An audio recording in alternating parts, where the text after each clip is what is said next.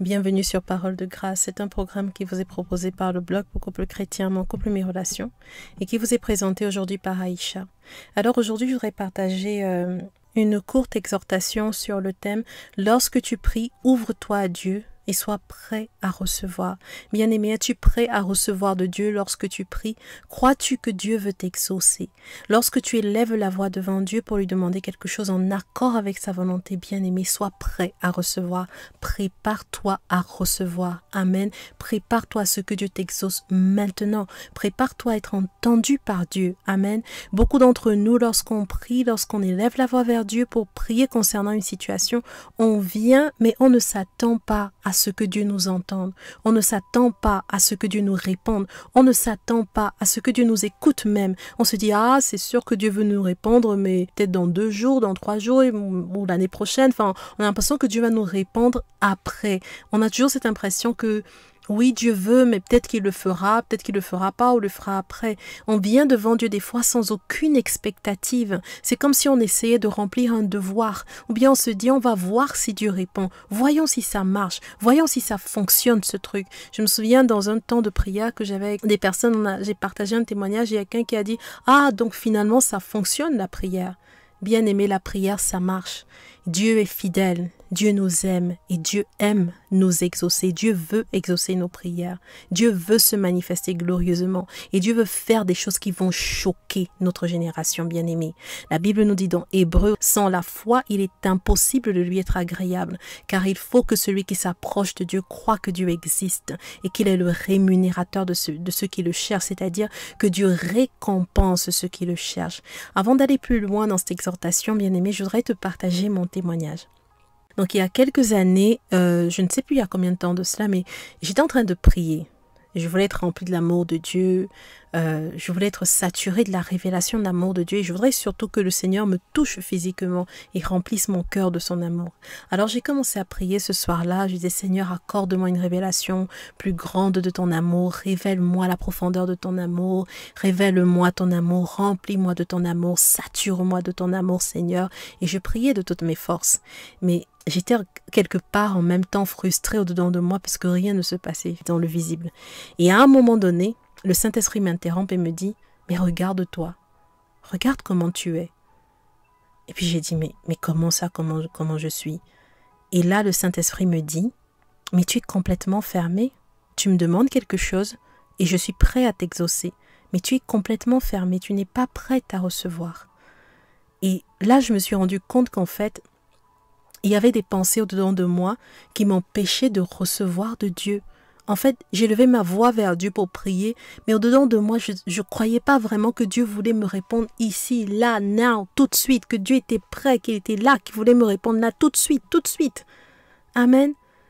Je pensais que oui, Dieu me répondrait, et puis j'enverrais la manifestation dans 2-3 jours. Bref, j'étais pas prête et je me rendais pas compte que Dieu était prêt à me bénir là, à cet endroit où j'étais. Alors là, quand j'ai entendu cette voix du Seigneur, j'ai complètement fondu. Et les barrières, en fait, qu'il y avait au-dedans de moi sont tombées. Et là, tout de suite, l'amour de Dieu est descendu dans mon cœur et m'a enveloppée. Et j'étais complètement envahie par Dieu ce soir-là. J'ai vécu une autre expérience comme ça quelques temps après. Parce que finalement, la première expérience m'avait servi de leçon. Et désormais, quand j'entrais dans la prière devant Dieu et que je demandais quelque chose qui était en accord avec sa volonté, je croyais que je pouvais le recevoir tout de suite.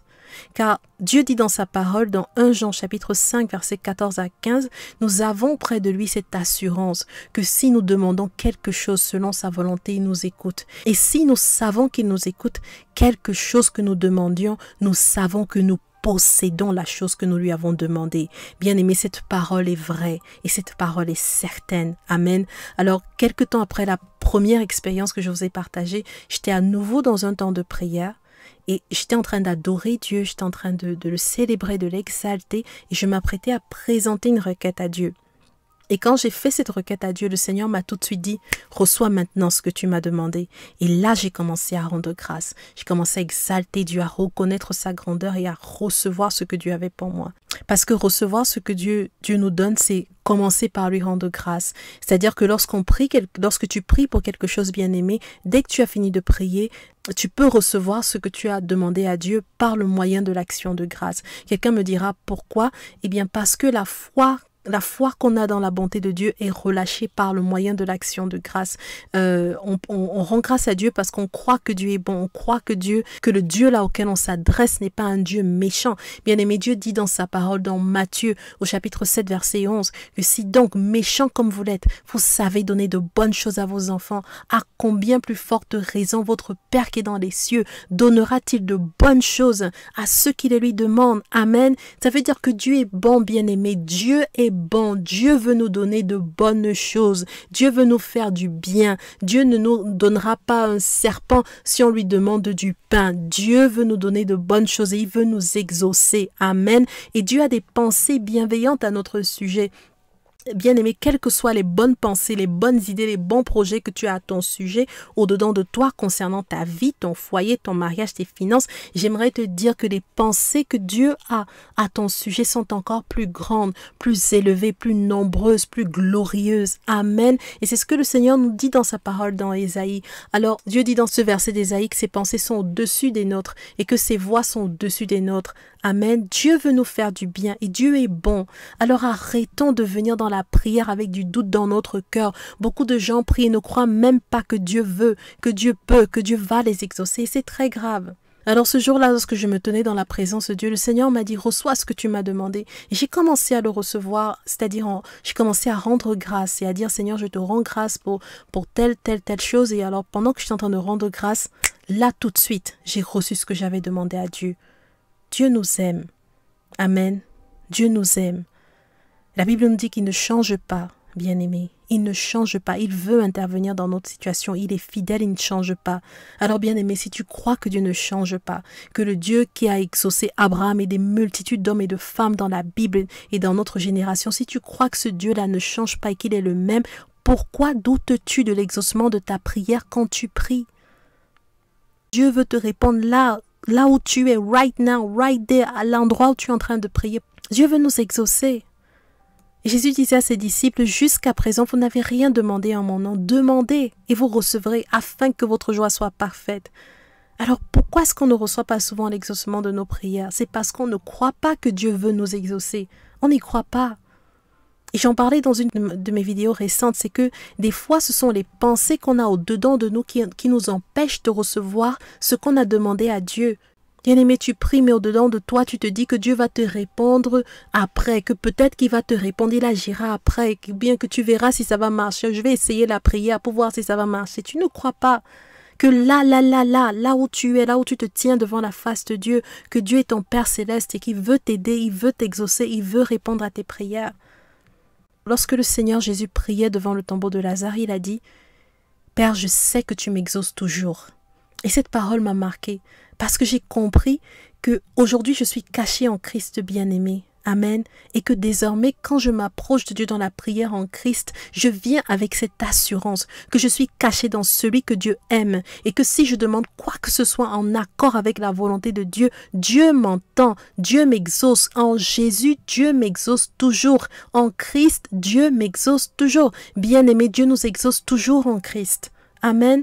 Je ne peux pas parler en détail des choses qui limitent, qui bloquent la prière ou bien qui rendent la prière inefficace. Il y a tellement de sujets, mais aujourd'hui, je veux me focaliser sur ce point en particulier. Des fois, lorsque tu ne reçois pas de réponse à ta prière, c'est tout simplement parce que tu n'y crois pas. Tu n'es pas prêt à recevoir ce que tu as demandé à Dieu. Tu ne crois pas que Dieu peut te répondre, te toucher là, right there, là où tu es, qui peut te visiter, te répondre là tout de suite.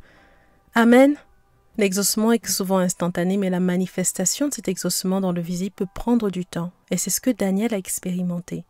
Daniel a reçu une vision troublante de Dieu pour laquelle il a décidé de prendre un temps de jeûne et de prière. Et il raconte cela dans Daniel au chapitre 10.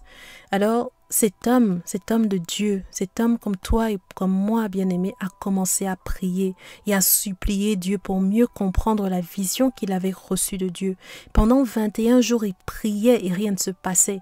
Mais à un moment donné, le 21e jour, un ange est venu le rencontrer et lui a dit Daniel, ne crains rien, car dès le premier jour où tu as eu à cœur de comprendre et de t'humilier devant ton Dieu, tes paroles ont été entendues et c'est à cause de tes paroles que je viens. Bien-aimé, j'ai à cœur de te dire à toi qui es en train de prier pour un sujet particulier de ta vie et tu es en train de d'élever vers le Seigneur des prières en accord avec sa volonté, en accord avec sa parole.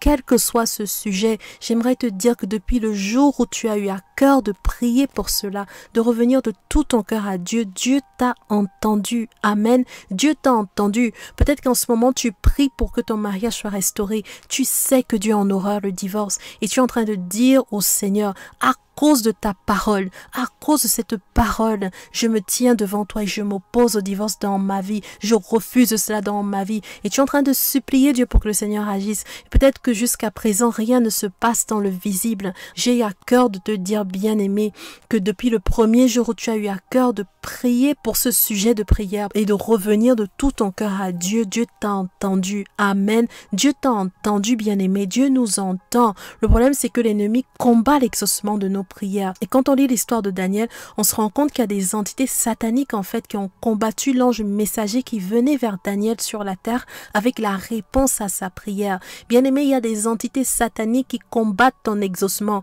qui sont là en train de bloquer les choses dans le monde spirituel, en train de dire non, on ne veut pas quelle est sa restauration, on ne veut pas que son mariage soit restauré, non, elle n'aura pas ça, non, elle n'aura pas ce poste, non, son mariage ne sera pas guéri, oui, la destruction prévaudra dans sa vie. Et dans le naturel, pendant que ces entités sataniques s'opposent dans le monde spirituel pour combattre le messager que Dieu a envoyé pour toi, pour opérer dans ta situation, peut-être dans le visible, ta situation empire, tu reçois des courriers négatifs, tu reçois des mauvaises nouvelles, tout va de mal en pis. Et en fait, l'ennemi essaie de t'attaquer en s'appuyant sur tes 5 sens, sur ce que tes yeux peuvent voir, sur ce que tes oreilles peuvent entendre, pour que tu te décourages, bien-aimé.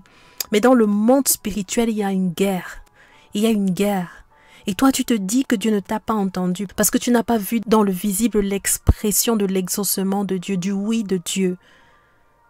Mais bien-aimé, je te dis, j'ai à cœur de te le dire, que depuis le jour où tu as eu à cœur de prier à ce sujet, de revenir de tout ton cœur à Jésus et de l'inviter dans tous les domaines de ta vie, Dieu t'a entendu et ton exaucement est en route. Amen. Mais est-ce qu'il y aura de la foi dans ton cœur pour croire en la bonté de Dieu, croire que Dieu veut t'exaucer, que Dieu est pour toi, que Dieu est de ton côté, que Dieu est avec toi? Est-ce qu'il y aura la foi dans ton cœur pour croire que Dieu te veut du bien, que tu peux recevoir ton exaucement aujourd'hui? La Bible dit que si Dieu est pour nous, qui sera contre nous? Est-ce que tu crois que Dieu est pour toi? Est-ce que tu crois que Dieu veut te faire du bien? Est-ce que tu crois que Dieu veille sur sa parole pour l'exécuter? Crois-tu que Dieu est fidèle, bien-aimé, que Dieu ne change pas, que ce qu'il a promis, il accomplira? Et si tu dis que tu crois ces choses, pourquoi te laisses-tu affaiblir par tes circonstances? Pourquoi te laisses-tu influencer par tes circonstances et par ce que tes yeux peuvent voir ou tes oreilles peuvent entendre, au point de te décourager, au point de douter de la grandeur, de la puissance, de la fidélité de ton Dieu, au point où tu es devenu frustré et amer contre Dieu? Tu as peut-être reçu une lettre de l'avocat de ton conjoint, une menace d'expulsion, une lettre de licenciement. Peut-être que ça fait des mois que ton mari ou ta femme ne t'appelle plus. Mais sache que cette guerre que tu mènes est une guerre spirituelle. Amen. Cette guerre que tu mènes est une guerre spirituelle, que l'ennemi a programmé la destruction de ton mariage, mais que Dieu peut redonner la vie à ton mariage. Il peut vous sortir de là. Il a dit dans sa parole, je suis la résurrection et la vie. Et ce Dieu qui a ressuscité Christ entre les morts est capable de faire revivre ton mariage. Est-ce que tu crois cela? Alors aujourd'hui, j'ai à cœur de t'encourager. Lorsque tu t'approches de Dieu pour demander quelque chose en accord avec sa volonté, crois que Dieu t'entend.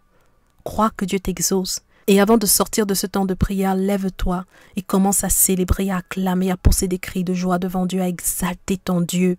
Parce qu'assurément, le Seigneur a déjà envoyé l'exaucement vers toi. Ce n'est qu'une question de temps avant que cet exaucement ne se manifeste dans le visible. Amen.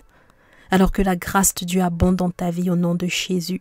Je prie que toutes les forteresses d'incrédulité que l'ennemi avait déposées dans ta vie pour t'empêcher de voir le miraculeux de Dieu se manifester dans le domaine pour lequel tu pries, que ce soit ton mariage, tes finances, ta vie professionnelle, la vie de tes enfants, que ces forteresses soient renversées maintenant au nom de Jésus. Je prie que la grâce de Dieu abonde dans ta vie, bien-aimée, que ta foi augmente, que la foi augmente dans ton cœur au nom de Jésus.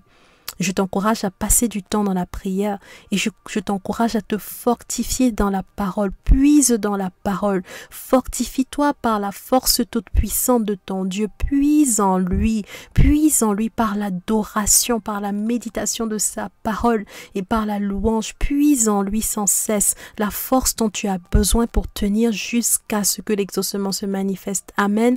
Et crois que ton Dieu est fidèle, que ce Dieu qui ne change pas agira en ta faveur.